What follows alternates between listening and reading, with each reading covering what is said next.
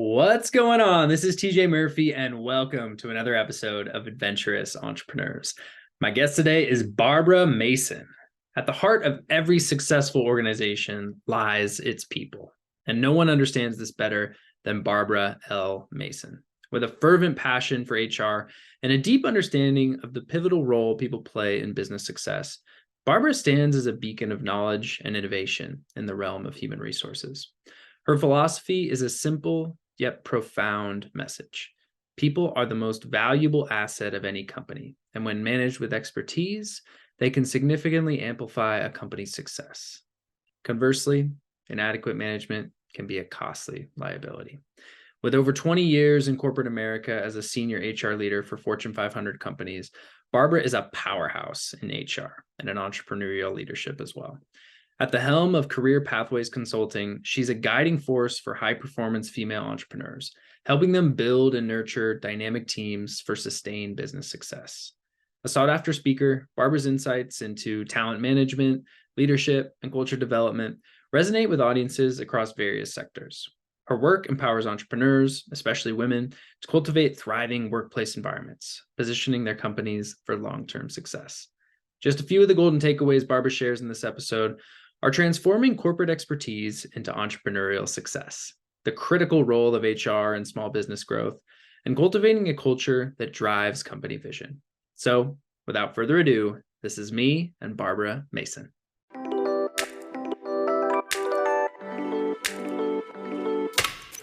Welcome to the Adventurous Entrepreneurs Podcast. I'm your host, TJ Murphy. Since quitting my corporate 9-to-5 and starting a business while backpacking through Asia back in early 2017, I've had the privilege of learning from some incredibly adventurous entrepreneurs. Through these conversations and my own journey, I've learned that much like in life, entrepreneurship is an adventure. On this podcast, I explore the journeys of top-performing leaders in their fields. These wide-ranging conversations include tactical business advice, how I built this insights, lessons in leadership, life hacks, travel stories, favorite hobbies, and insights into living a purposeful and joy-filled life. Adventures await us, so let's dive in. Hey, Barbara, welcome to Adventurous Entrepreneurs. Hey, TJ, glad to be here.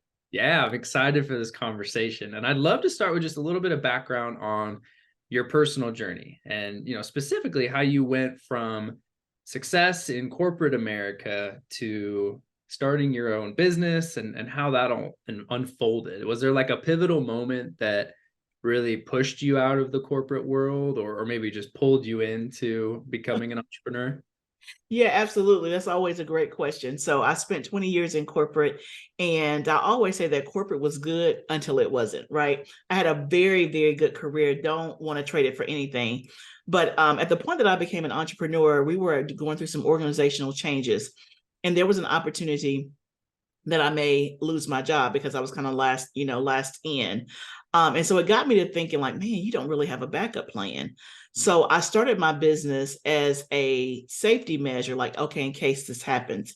Well, it ended up not happening. I actually got the job that I wasn't supposed to get and got a promotion out of the deal. Wow. And so I started this business, had this new territory, this new promotion. And I was just doing the business on the side. And then life happened. I lost my mom, and then it just got me to thinking again about my life and my legacy. I'm like, I don't want to work until I die doing this. Although I loved it, but I was so far up in leadership that it took me away from what I really love, which is the employee. So long story short, I started the business and I made a decision to let me see where this will go. And I did it for 2 years while I was still working my corporate job. And then I decided to take the plunge and just do it full time. And I haven't looked back. So that's kind of how it wasn't the plan. I didn't do it to leave my job, but it ended up being that way. Yeah. Well, and I love the fact that you did it in a very unique way. And I guess there's no wrong way to Right. start a business, or maybe there is, but many people just kind of burn the boats and jump all into it. Many people, it's just kind of forced upon them. But I love how you did it intentionally as, hey, I want a backup plan. I want a safety measure here. And then things didn't end up playing out the bad way. And Absolutely. you have one way to build it successfully while not having to stress about Absolutely. So kudos to you for being brave and Yes, jumping in, but doing it in a methodical way. So absolutely.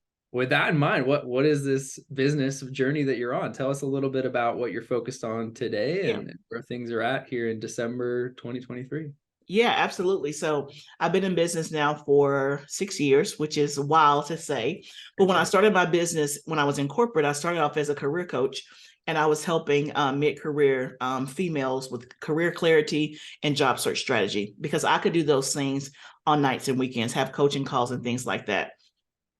So when I left corporate and became doing my business full time, I did that for an additional year, but then I got to what I really wanted to do, which was HR consulting for businesses. So it's really the same thing that I was already doing, but when I was working my corporate job, I really couldn't do that part of the business that I wanted, because that required daytime hours when you're working with small businesses. So that's what I do now, is I work with small businesses of all sizes, usually 200 employees or less, and I help them and I become their HR department. So they're at the place where they may not need somebody, a whole team full time that they want to pay, so they outsource that to me and my team, and we take care of all their HR needs.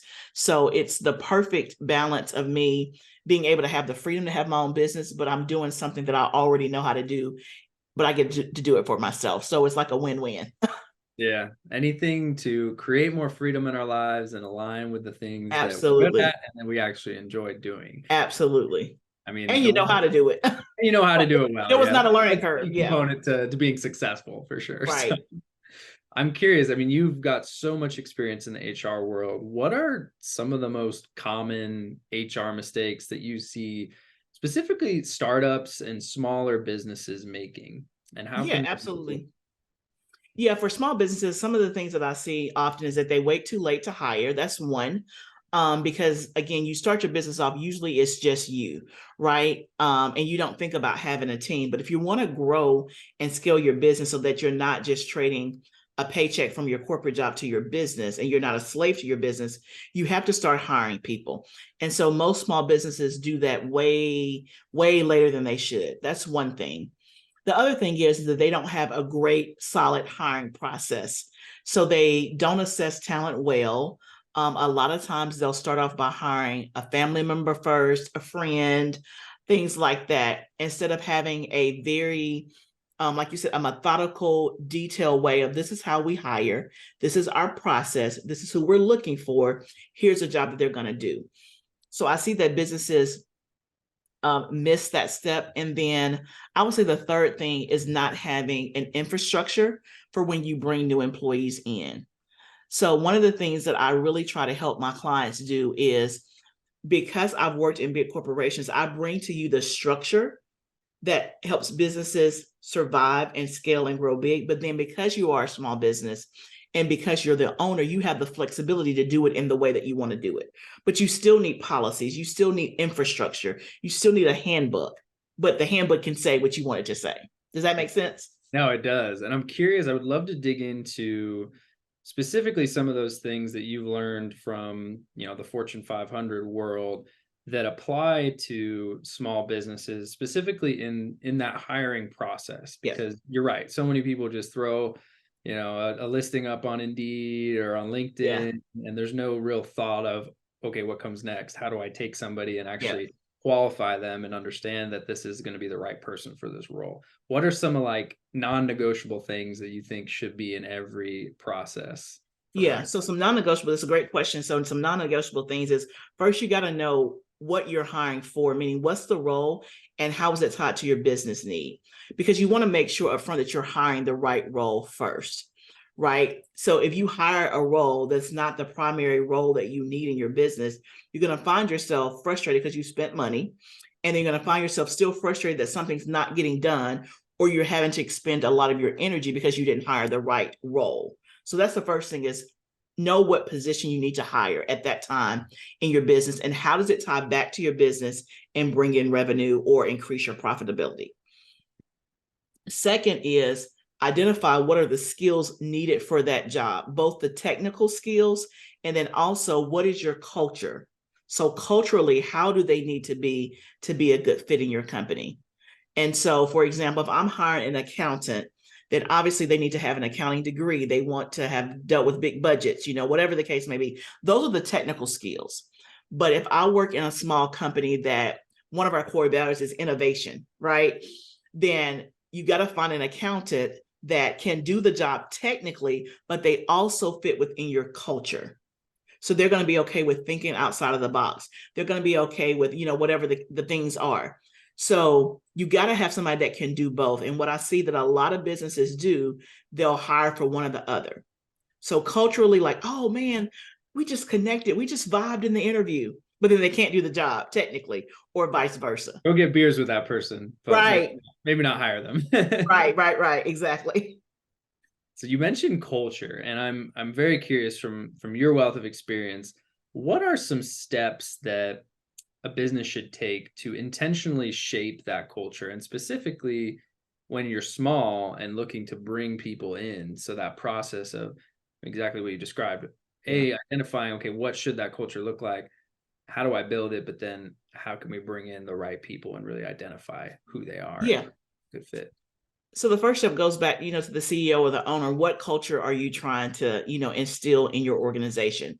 And so a lot of that comes from what do you value personally, right? What are the things that you need in order to compete in your industry? So for example, if you're in an industry that's ever changing, that's fast paced, and your competition, is always leaning on the industry edge, then you need a culture of innovation. You need people that can think outside of the box, that may be less traditional, right? So your industry is going to shape some of that culture, your values personally, how you work, and the things that you care about.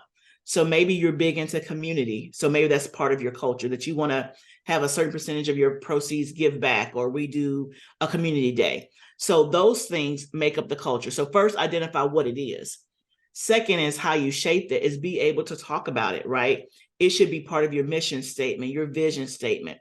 It should be the things that you talk about when you onboard an employee. Also, I encourage clients to have core values, because the core values are going to speak to whatever the culture is. So you begin to shape it by first knowing what it is so that you can articulate it. 2, have it in written documentation. 3, have it as part of your onboarding process when you're talking to employees. And then from there, you're just living it out, right?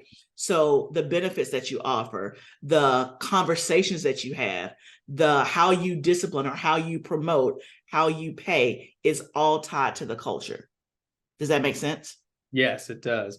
And I think the biggest thing is, once you have that vision, when you bring people on in the onboarding process, making sure that the culture and the core values are stated and known. Right. But I'm curious, have you found anything that stands out in companies you've worked with or worked for that have helped really ingrain that in the employees, and so that they can articulate it just as well as the founder or the CEO can, and that it's not just something you hear about once and then forget about, but actually you're living it every day and it, and you can bring it into a conversation with external stakeholders and in internal meetings as well?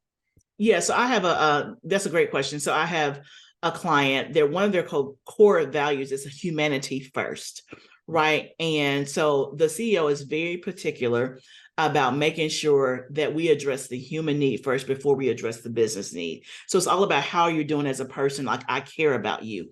So one of the ways that she ingrains that is in every decision that she makes, but also at every meeting, at the top of the meeting, they talk about, how are you doing? Before they get into any business stuff. So every single meeting is always about humanity first. What's going on in your life? How are you doing? How are you feeling today? It's a day, a down day. How can the team support you? So that's one way that she does that. Also, when it comes to decision making, so it keeps being referred back to, and this is an example that really just touched me. In this same company, one of her employees was pregnant, and she went to term with the baby, but her baby was stillborn. So in her bereavement policy, of course, standard bereavement is you get 3 to 5 days. Well, that didn't feel right. But again, most people don't have an employee that's going to have a stillborn baby, right? So with her core value, she was like, I'm going to do what is I would want done for me, right? And so she tweaked the policy, and she gave this particular employee more than whatever the policy said, because why? Humanity first. So that, to me, that's not to be morbid, but that's an example of how you have to keep talking about it in meetings, but then you have to show it in your decisions, whatever that core value is. Does that kind of answer your question? Yeah, finding ways to not just say it but live it and demonstrate it. Absolutely. That's the key. When people can see it in action, then they can start to, really mirror that and embody it in Right. their actions as well. So if humanity first is a cultural principle that you, or core value that you hold dearly, then when an employee calls in and says, my child is sick and I need to leave early today, your response can't be, but you have a job to do. You know what I'm saying? So again, it has to mirror whatever you say you believe, because employees will pick up on that. And I'm just using that as an example. Whatever your core value is, if it's community service, but the company never does community service, and they don't allow you to solicit toys for tots, then is that really our core value? Yeah. Yeah.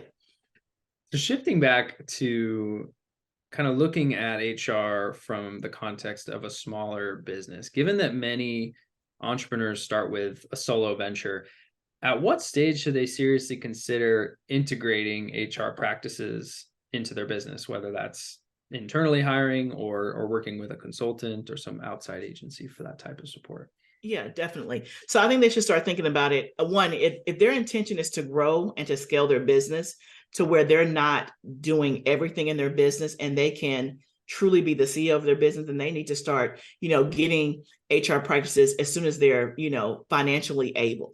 That's what I would say, because it has to be a mindset first that I'm trying to build a team. I'm trying to build a company that's sustainable. I'm trying to build it to where I'm not the peg that does everything in my business. So once you get that mindset, then it's really good to start, one, hiring your first team member, but also getting some HR support to start building up, talking, having these discussions about, this is what I want my culture to be. Okay, great. Now that we have that, let's talk about your core values. Let's talk about your vision. Let's talk about your mission. Now we know we can go look for an employee. Let's talk about your handbook. The handbook has to mirror what you just said.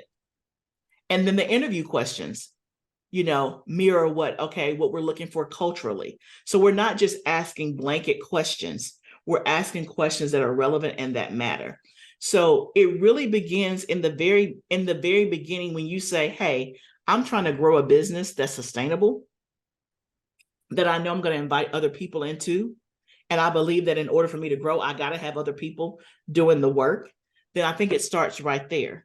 Obviously, there's different levels of that.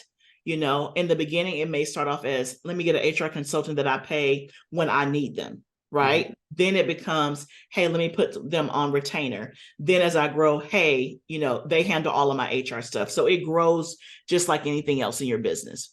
Yeah, I think that's great for everybody to hear, because if you're trying to grow a business, that it's not just you working in the business, basically creating another job for yourself. If your plan is to grow and create freedom, thinking about this stuff early on. Absolutely. And said, as soon as you're at that point where it's financially feasible to hire and bring in that support, right, do so, because that's going to enable you to get right, to that freedom point that you're looking for. So absolutely critical to keep in mind. And I'm curious also, given the world that we live in now, where most businesses are remote, offer flexible working hours, I'm curious if there's anything you think the future of work is going to have an impact when it comes to HR processes and policies for, companies of any size, but keeping with the kind of smaller businesses that have remote teams. Yeah, I think what we're seeing now is definitely here to stay. It is not going to go back to where all of your employees are working in a physical space 40 hours a week. We do a lot of recruiting for clients, and the jobs that are in person are much harder to fill than anything remote or a hybrid work schedule. So I think that's going to stay. I think technology is going to continue to increase. And so there's going to be ways that you can employ technology, whether it's AI or other things that can do some of the things that a human can do. And so as a CEO, you have to balance between how much of a balance that you want to have, right? And you got to find ways that if you're going to have remote and hybrid employees, and that is the future, how do you stay connected culturally? How do you stay connected in communication so that it still feels like a team? So bringing, people together maybe once a quarter or things like that. So I think those things are here to stay. And that's how I see it changing, is more technology. The other thing I would say is the type of employees that are out there in the marketplace. Right now, it is an employee's market. Employees have a choice of where they work, right? It's not an employer's market. And so the talent and the competition is very fierce, especially for small businesses right now, because people have a choice of where they work.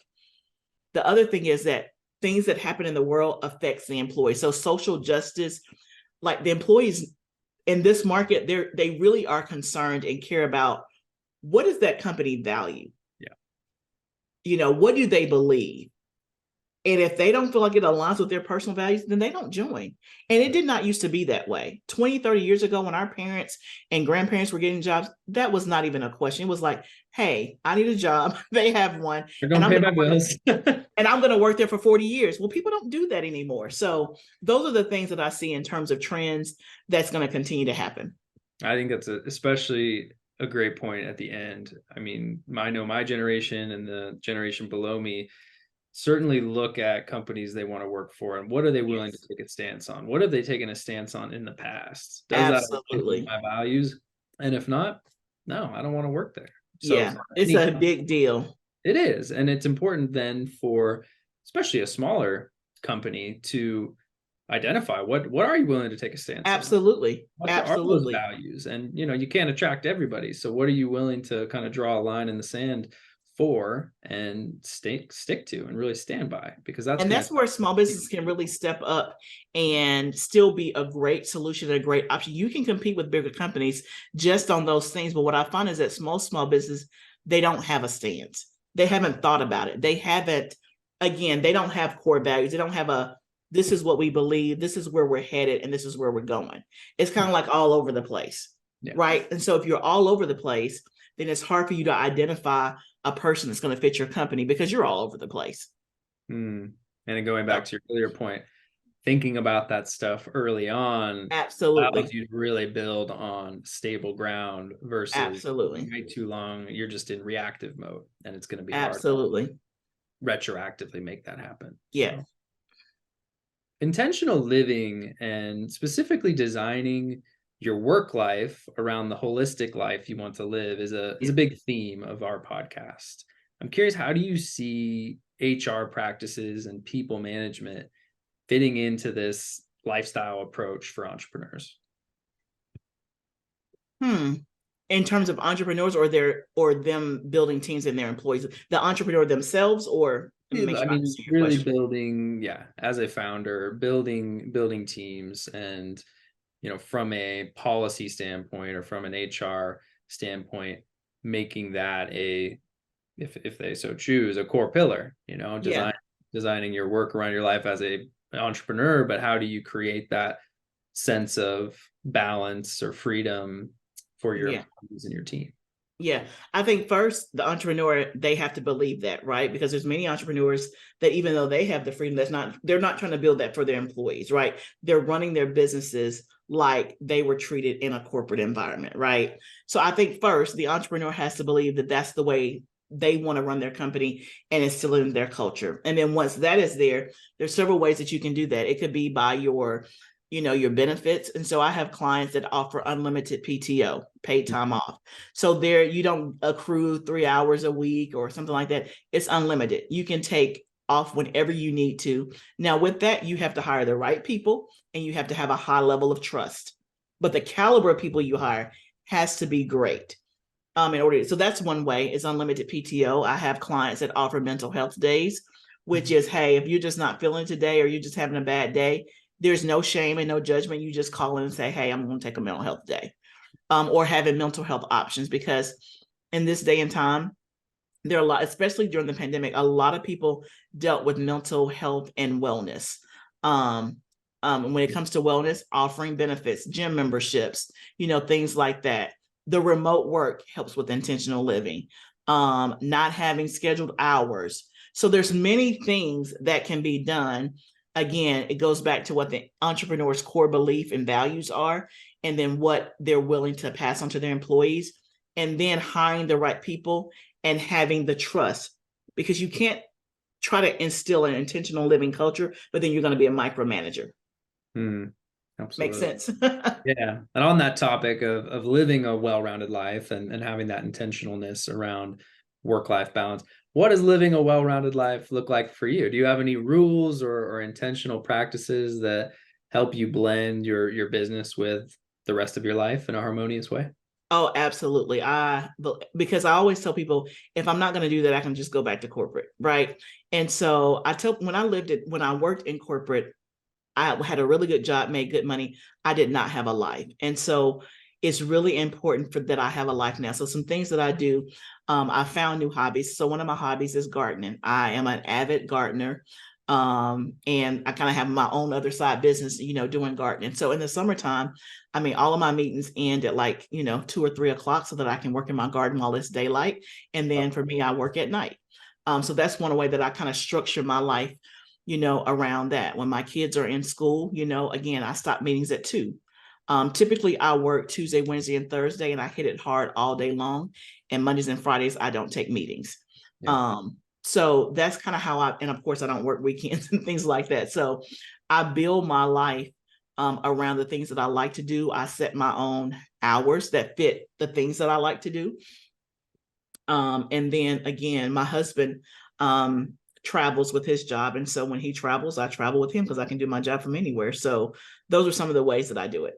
I love it. Yeah. And my wife does the same. When I have a business trip, she'll come with me. Part of that trip in Nicaragua that I was telling you about was a business trip. So that Yeah. was great. We got to both benefit from that, and vice Yep. versa. When she's traveling, I try to tag along too.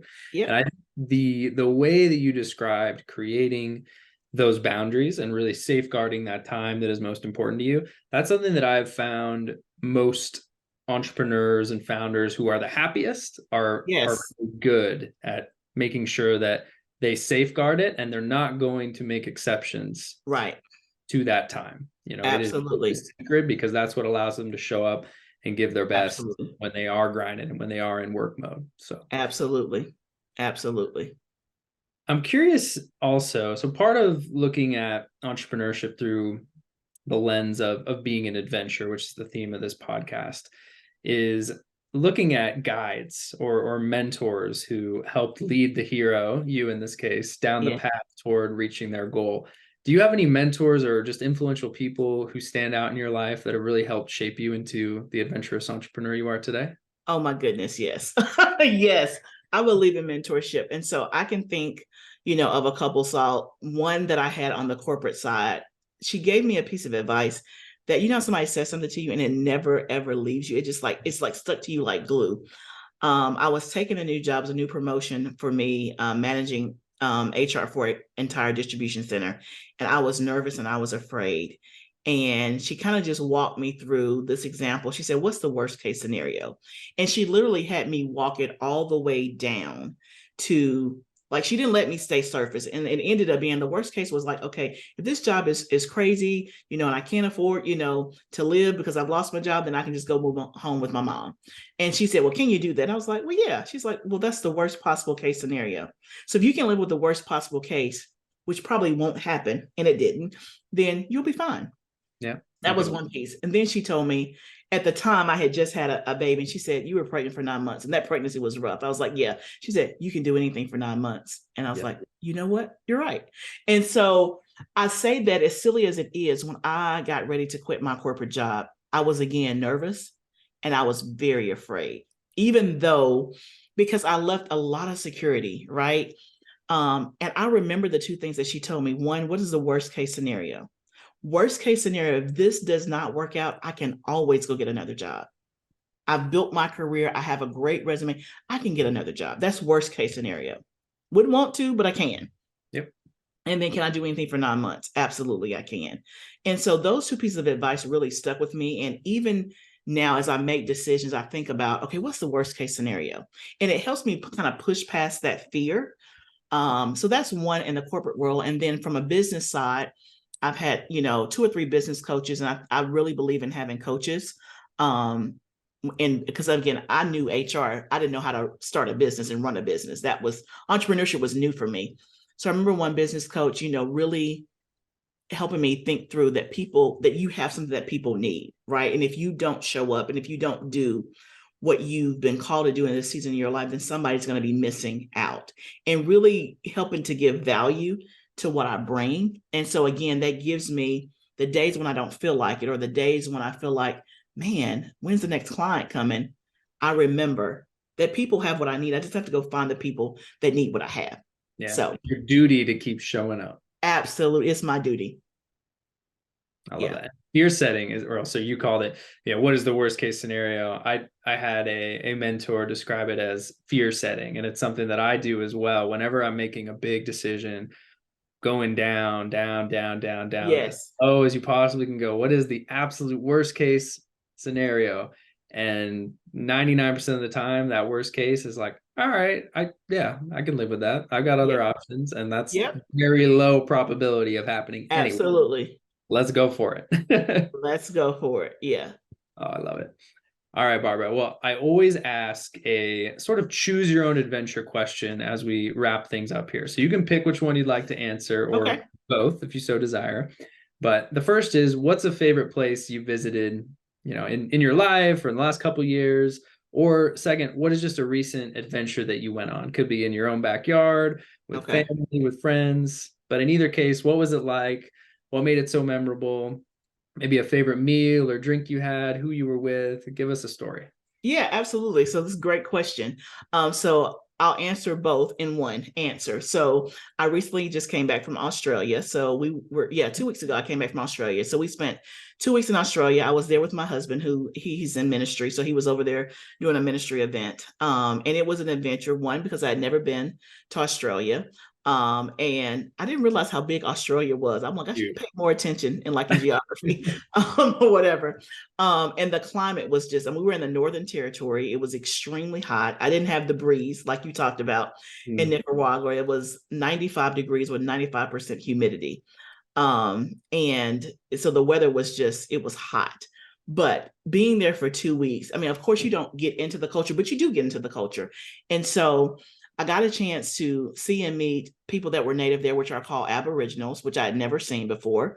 Then also a lot of the people there were from the Philippines, from Asia, because it's really, really close to Asia.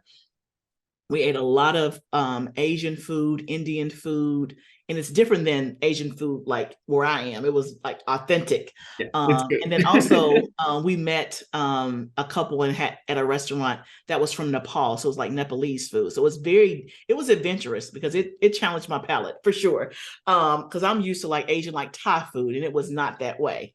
So that was definitely an adventure. And then just talking to the people and just hearing about the culture in Australia and how it's different than it is here and their view of America. I mean, they were asking, like, do you know such and such? I'm like, no, I see them on TV just like you see them on TV. So that was, quite interesting. But it was an adventure because, again, I love to travel. And I think when you go to different places, you get a chance to see just how big the world is, but also how small the world is, right? We met amazing people. And I was so surprised. It is almost like Southern hospitality. Like I'm in the South now and everybody's just very friendly. And that's how it was there. Like every place we went. And I guess I just didn't expect that. Yeah. It felt very much like home-like, if that makes sense.